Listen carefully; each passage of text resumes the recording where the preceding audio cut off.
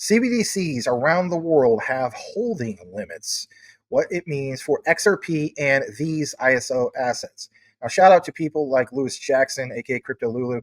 He has covered this. We're going to cover it from our own perspective as well.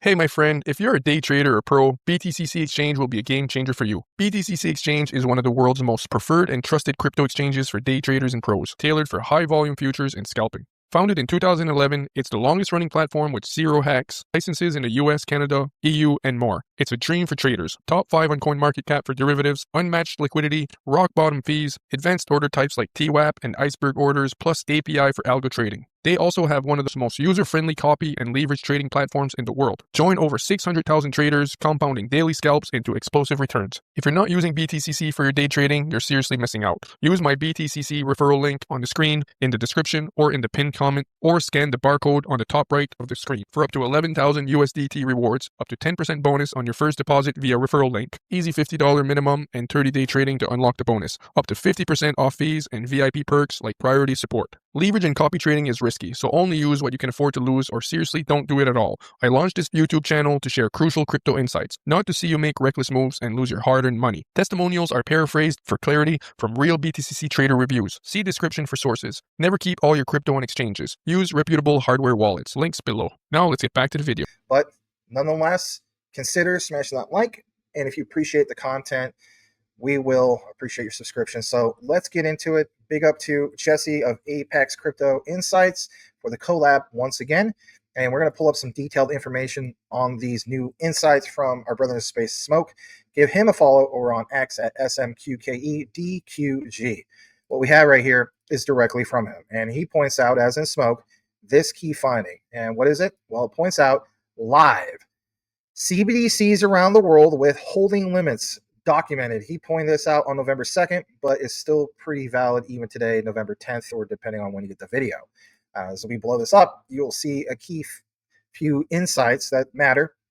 Number one, this is from what's referred to as Appendix 2, features of CBDCs launched till July 2022 or in 2025. But again, hear us out on this. It says here, in regard to the sand dollar, it says the e-wallet holding limit is roughly about $500. And the monthly transaction limit is 1.5K.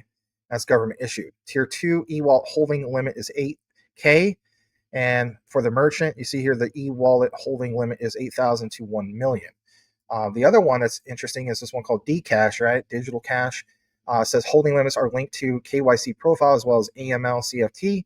And then even with the e-Naira, some of you guys are aware of some of these other currencies. The holding limit is 120,000, whereas the daily transaction limit is about roughly 20,000 in that particular Nigerian currency. On top of that, we see the holding limit is, what you see here, I think 300,000, where the daily transaction limit is 50,000. And this tier 2, this is for the bank account holder. It requires bank verification number, which is the BVN. Holding limit is roughly 500,000. In that currency, right? Whereas the daily transaction limit is 200,000. Tier 3, again, you see some of these examples. So bottom line is there's lots of limits here, right? And we're going to point out why this is significant, okay? So the other area I want to jump into, believe it or not, is taking you to this next particular page. This is the actual last part of this before I kick it over to Jesse for some more of his analysis. So what's interesting is it says 5 countries have implemented CBDCs across the globe. A comparison between implementation strategy of these live CBDCs and results have been summarized in the below table. All right, so we're going to take it down to that. And so for one, you see here, China, Cambodia, the Bahamas, Eastern Caribbean, and Nigeria. I mean, if anything, that's, Asia, Southeast Asia, and then obviously the Caribbean and parts of Africa, right?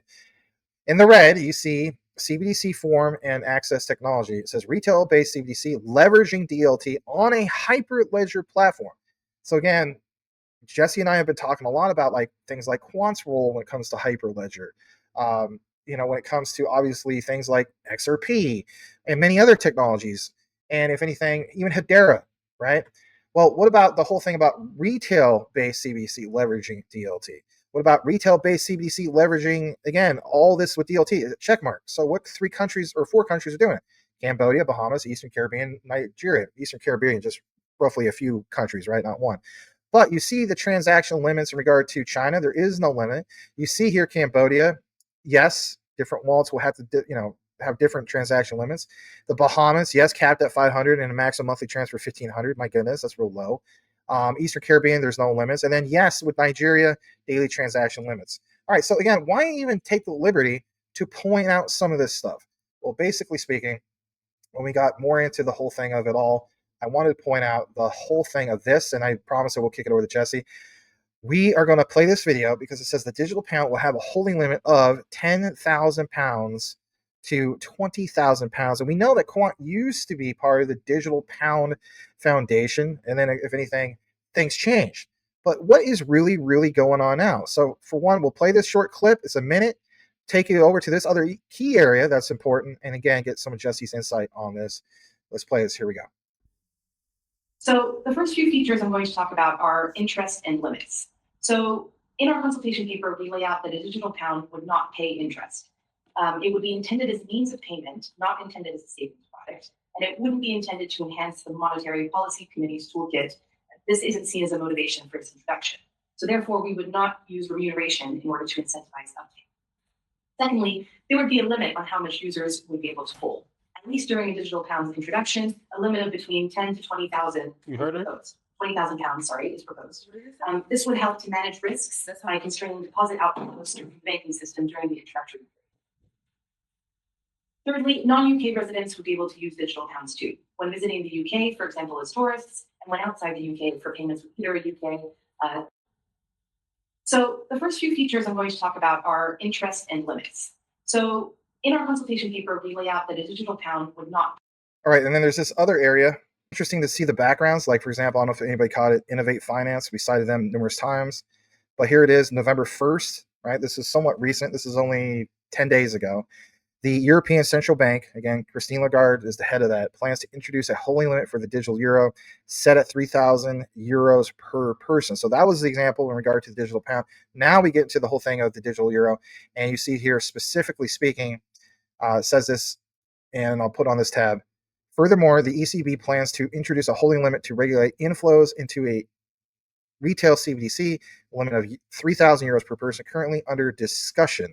So again, this citation, why in the world would they be doing this? Now, there's a final connector in regard to all, but before we get into that, let's kick it over to Jesse. I want to pick your brain on some of this. Why in the world would they put limits on this stuff if they want people to use it?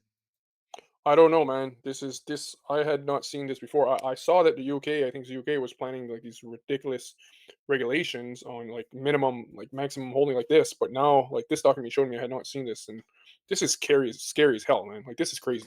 This is crazy. So they're gonna dictate basically you can't hold more than $3,000 because they're already planning to ban cash. You can't. Because in Canada, basically, if you're going to do you can't do transactions with cash over $10,000. Literally, it's illegal. You can go to prison, is what they're planning to do under this, literally, this psychopath that we have now. They're all psychopaths, basically. They're all puppets of the World Economic Forum. So if you can't have much cash, and then your digital wallet also, you can't do much there. Like, I don't know. This is insane. So to be honest with you, I'm just as mind blown as you. I'm just as shocked and puzzled. Like, how can you get adoption of a CBDC and get all the retail people and citizens to hold it if you have got this ridiculous amount? So, like, it's not good. I know we're all excited about XRP and its potential, but what's coming in the next 10, 15, 20 years is extremely scary. It's not. I mean, it's. I'm just glad that I'm with this guy and I know where I'm going because thank God that I have my fate because what's coming, I'm not. It's not good because if you look at what they did in 2020, how they clamped down on us and said you can't do this, you can't do that, you can't do this, you can't do that unless you do this, this, and this, and this. Imagine if they had CBDCs at the time. Imagine if they could program your money, what they would have done, what they can do. It's not good. Okay, like it's good for XRP and the potential value. It's insane. That's why I invest in it, obviously, because I want to make a lot of money so I can help people and take care of my family, all these things. But long term, CBDCs themselves are straight up like it's scary, my friends. Like some people think like, oh no, CBDC is not a concern. It's not going to give government more control. It's already, we're already digital right now, and it's not going to change anything. No, I'm sorry. Respectfully, you are very wrong there. You're very wrong because now they're programming money. They can say we're going to give you a stimulus check, but if you don't follow all of our rules, you don't get your stimulus check. And we're going to give you some money, but you have 30 days to spend it, or it just vanishes. And literally they can program negative interest rates in your wallet. You can do everything. Like literally they're programming the money in your wallet. And like, come on, guys, to think that this is completely good and this is amazing and literally there's no concern long term about CBDCs, are you crazy? Like, take a minute and study what your government is doing, like who they're working for. Working for the World Economic Forum, BlackRock, the IMF, the World Bank. This is like, they're all puppets, and those that are not puppets are generally taken out. Like look at what happened to Gaddafi, look at what happened to JFK, and go on and on and on. But like our governments right now are literally working. The majority of them are working for the corporations, for the corporations, the corporatocracy. It's what you call the public-private relationship. So it's not good. It's not good. Like this freaks me out, to be honest with you. Again, because of my fate, gives me peace. But aside from that, man, I really got to focus on my fate. Um, when it comes to these things, because if I don't think about my fate to have peace, this scares the heck out of me. It's not good. It's not good. Sorry, man. Like this is No, kind it's of the first time I really share what I really think about this. It's crazy because they're telling you can't, like this. This is, come on, man. This is worse than socialists. This is man. This is crazy.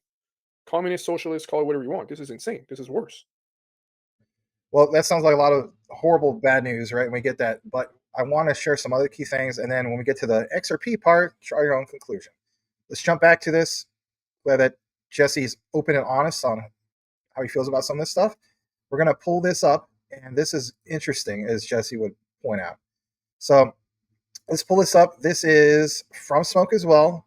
European Governing Council has decided to move forward with the digital euro and accelerate the launch process. And there's Christine Lagarde of the ECB. She was formerly part of, obviously, the IMF. We're going to play this as well, and then connect the last part with XRP. Here we go. Hello. I have good news for you on the digital euro front. Today, the Governing Council has decided to move ahead on the next and final phase of the preparatory work for the digital euro. The other good news is that on October 23rd, the European Council has asked us and all those involved to accelerate the process so that we can roll out the digital euro as early as possible. This is important because as much as banknotes will continue to circulate, we want cash to be in the form of digital euro as well, so that you can circulate banknotes and click cash with the digital euro. More work is going to be done in the next few months, and if we receive the approval by the European Parliament in the course of 26, we'll be able to pilot the digital euro as of 27. And if the pilot is conclusive and positive, it will be a formal rollout in the whole of Europe in 2029. This is a big project because the euro is our currency, your currency. It brings us together. It's a symbol of trust in our common destiny. So off we go with the digital euro in that next and final phase of the preparation. Complete psychopath. Swear to God, man. Complete psychopath. Unbelievable. She's all excited, like we should be excited too, and it's for us. It's complete BS. Well, good point. But someone wanted to share. I don't know if you covered it also on your channel. So a while back, there were some key participants at the Regulated Liability Network who stated specifically, look, we are not going to do a retail CBDC for Europe until 2027. This matches up now. Quant Network point out some of these things. They say, hey, we're going to work on the wholesale side of it, but as far as retail, also not until at least 2027, and I guess the full rollout of it, like she pointed out, 2029. Now, here's what's interesting, Jesse. Again, this matches up the research. What's also crucial to share with everybody is the other key insights, because some people ask, what is going on with exchanges as we speak? Here's an answer. Let's pull this up. This is from Uphold, believe it or not. And what we see here is Uphold says ISO 222 compliant cryptocurrencies. Congratulations, you've been paying attention, of course, to from Smoke. Dr. Martin Heisbowick, I'm probably not pronouncing it right. He's head of research over at Uphold. Says ISO 222, as we know, global messaging standard, defines how financial institutions exchange information, right? We've been there and done that. But it says why ISO 222 matters with XRP and even Stellar. We're going to throw Stellar in the mix. The global financial system, including SWIFT, the U.S. Federal Reserve, FedWire, and many central banks are migrating to ISO 222. Full implementation, November 22nd, 2025. Again, standardization critical for any crypto asset aiming to integrate with the traditional finance. Well, back to Christine Lagarde when she pointed out, again, even with cash, compliance is not optional. Again, this is a guy who is literally doing what? He's the head of research over at Uphold. So compliance is not optional. it is the entry barrier for servicing banks. XRP Ledger, Stellar Network have been proactively aligning with the standard for years. I agree, giving them a massive head start in the race to modernize crypto, or I should say cross-border payments. We know about what the standard does, but it says XRP and XLM are well positioned because they already support or are designed to be interoperable with ISO 222 compliant messaging formats. All right, how so? It's by leveraging ISO 222 to facilitate its core use case, on-demand liquidity, obviously XRP, and that's important because, again, the whole thing of compliancy. All right, well, about Stellar in the mix. Stellar's network design, on the other hand, aligns with standardized financial communication, ensuring its interoperability with ISO-based systems. Stellar is focused on using the standard to connect different systems, banks, payment processors, local money transmitters. So again, this whole thing about local money, when you think about what Christine Lagarde mentioned in regard to local money as in the traditional cash, would Stellar be the real one that would absolutely scream? Could very well be. And this last part I want to jump into, XRP and XLM, according to this guy from Uphold, are not just aligning now, but they were built with these principles in mind and have been actively building adoption for years. And of course, there's this thing about Pi. But again, I think, if anything, it's important to reference the position of the European Central Bank, Christine Lagarde's role in the mix. And again, I mean, I know it seems like there's a lot of doom and gloom, but at the same time, I think it was on my channel roughly a few days ago, I had a clipping, Jesse. I wish I could just pull this up. I encourage people to watch this. You heard from a person from the European Central Bank and also another one from the IMF saying specifically, this is only going to be, quote, and again, this is not me, quote, semi-centralized, right? So it's like, okay, so should we call it an SCBDC, or is that a crock just where they can have, they can inject their will? Because as we know, technically speaking, any government, once you give them a little bit of leverage on the people, right? Peasants, I hate to call it, to them, for us, we're peasants comparison to them. They never want to release control. So I just want to get some of your brief thoughts on this, and then I'll give you guys the last connector on it. It might be considered good news because it's how XRP would be considered a beneficiary about this. Go ahead and take it away. I really like what you read there because this is what I've been saying, but I've never read it like this because it says this guy at Uphold, literally, okay, he's one of the head guys there, right? For I can't remember his position, but very high position. He says leveraging the ISO 20. I just took some notes here, sorry. So leveraging ISO 20022. So he says XLM and Stellar, right, are leveraging ISO 20022 to facilitate its core use case. What did I say? I think it was in our other collab. I said the ISO 20022 is absolutely crucial for the internet value, and that's why we see the ISO 20022 starting in 2004. They start working on it. At the same time, we see emails from Ryan Fugger talking about Ripple. This has been planned for over 20 years because you have to have the messaging standard. You have to have the messaging format across the world be standardized. It's crucial to have that on-demand liquidity because the data that you need to have rich data, and the data needs to be standardized. Every bank has to be talking the same messaging format. Otherwise, the account hits, like that liquidity hits your bank account. You're like the bank's like, okay, who sent it? Like, like again, like I explained that earlier, but it's crucial. And so this confirms exactly what I've been trying to tell everybody. Like it says, like the ISO 20022 to facilitate its core use case, which is on-demand liquidity. It's the core use case. Core. It's the main one, right? Trust you me. It's the main one. This is why it was built. It's for that on-demand liquidity. Because if you research the past 15, 20 years and you research what they've been discussing at these G20, G30 summits, these economic forum summits, the central bankers have been trying to fix this global liquidity crisis. It's a global debt crisis, but it's also a global liquidity crisis. Go and research. Go look at the last 20, 30 years. What has the central bankers and the most powerful people in the world have been discussing is their main thing they need to fix. It's that global liquidity crisis. This is why we have on-demand liquidity. That's why it's the main product for Ripple. On-demand liquidity. Stellar does the same thing. It's liquidity. It's about liquidity. And so this is why Ripple and Stellar have been planned by the elites. It's been planned by the central bankers to fix this global liquidity crisis, to fix the Triffin's dilemma, to create a new Bretton Woods, a level playing field, also known as a new world order. It's all the same, guys. It's all the same. It's that XRP ledger, and Stellar is going to play a role as well in this new internet of value. But it's all about liquidity, on-demand liquidity. And you go way back to 1945, the Bretton Woods Agreement. It was about liquidity, about the US dollar serving the world for liquidity, helping to have so the nations would have liquidity to do their global trade. It's all about liquidity. If you have no liquidity, people can't trade, people can't do commerce. The economy just comes to a halt. So it's all about liquidity, guys. It always has been, always will be. So with that said, everybody, listen to this. We shared a lot of doom and gloom, right? Sounds so scary. Now hear me out. Who would be the main beneficiary when it comes to this new crypto legislation? Let's get into that, the final piece of the puzzle. Let's get right into it. And basically, another key finding from Smoke. Man, do we appreciate this guy. He points out this, and then we'll kick it over to Jesse for some final thoughts. Smoke points out XRP equals main beneficiary of new crypto legislation. So for one, there's your answer, but again, you got to see it for yourself. Why ETH and XRP have outperformed, but our emphasis is XRP. It says XRP basically is the one with the strongest links to the banking system. As such, it's not too surprising that it has been the main beneficiary of the new legislation. On top of that, what do we have here? Well, this is the final piece before I kick it over to Jesse, because some of you guys ask, where does the reference come from? Well, no big deal. Wisdomtree.eu. We know about Wisdomtree even with Stellar, right? Well, this highlight is profound. Since regulatory clarity takes hold across key jurisdictions, certain blockchains, think about that term, are better positioned than others to benefit from the resulting institutional flows. And more importantly, XRP is another clear beneficiary, particularly in the realm of cross-border finance.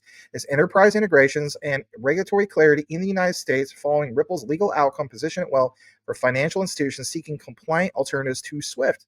In short, regulatory clarity is not just shifting capital, it is recalibrating which blockchains stand to lead the next institutional wave. How so? On-demand liquidity. On top of that, conclusion, digital assets are becoming more complex and fragmented, evolving well beyond the Bitcoin-centric narratives of the past. While Bitcoin continues to anchor macro-driven themes such as inflation hedging and digital store of value, a more diverse and investable infrastructure layer is rapidly emerging. I couldn't agree more.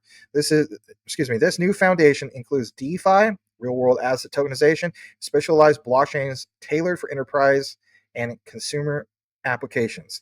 Ethereum, Solana, and XRP are already leading the charge in these verticals, catalyzed by regulatory clarity and institutional interest. And again, this last part, we believe this next phase of growth will not follow a singular trajectory. It will be characterized by basket-driven exposure. That part, Jesse and I have done an outline about this in the past, because in the documents, it simply points out a basket of currencies, and XRP was included in that mix. I think Stellar was as well.